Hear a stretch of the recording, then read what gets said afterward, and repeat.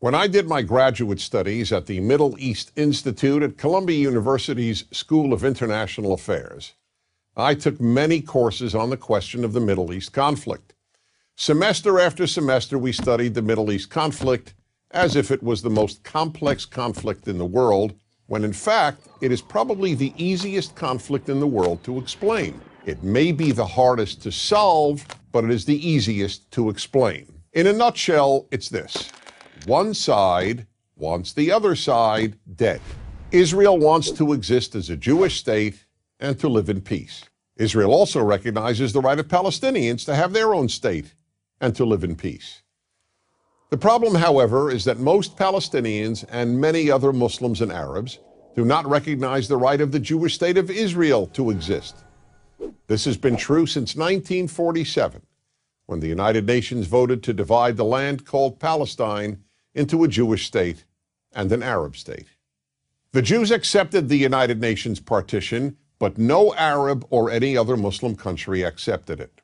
When British rule ended on May 15, 1948, the armies of all the neighboring Arab states, Lebanon, Syria, Iraq, Transjordan, and Egypt, attacked the one-day-old state of Israel in order to destroy it.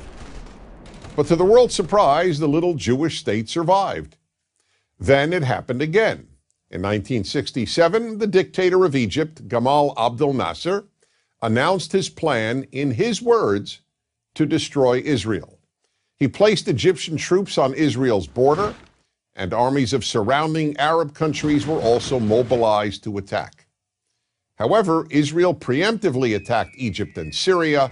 Israel did not attack Jordan and begged Jordan's king not to join the war. But he did. And only because of that did Israel take control of Jordanian land, specifically the West Bank of the Jordan River. Shortly after the war, the Arab states went to Khartoum, Sudan, and announced their famous three no's: no recognition, no peace, and no negotiations. What was Israel supposed to do?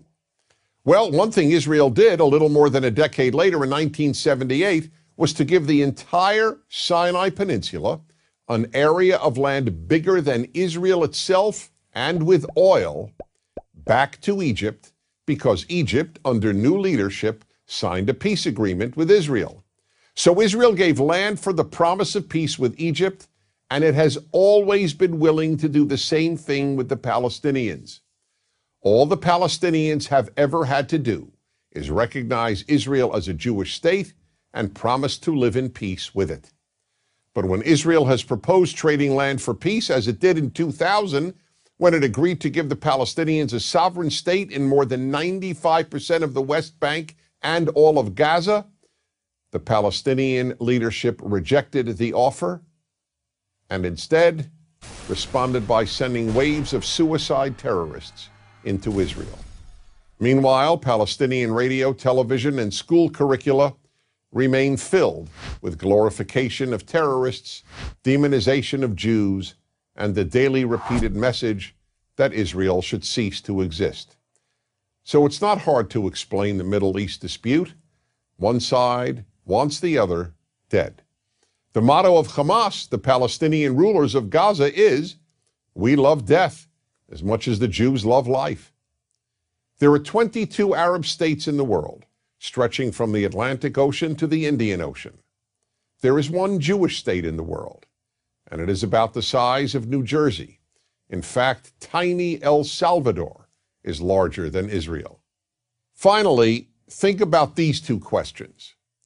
If tomorrow Israel laid down its arms and announced, "We will fight no more," what would happen?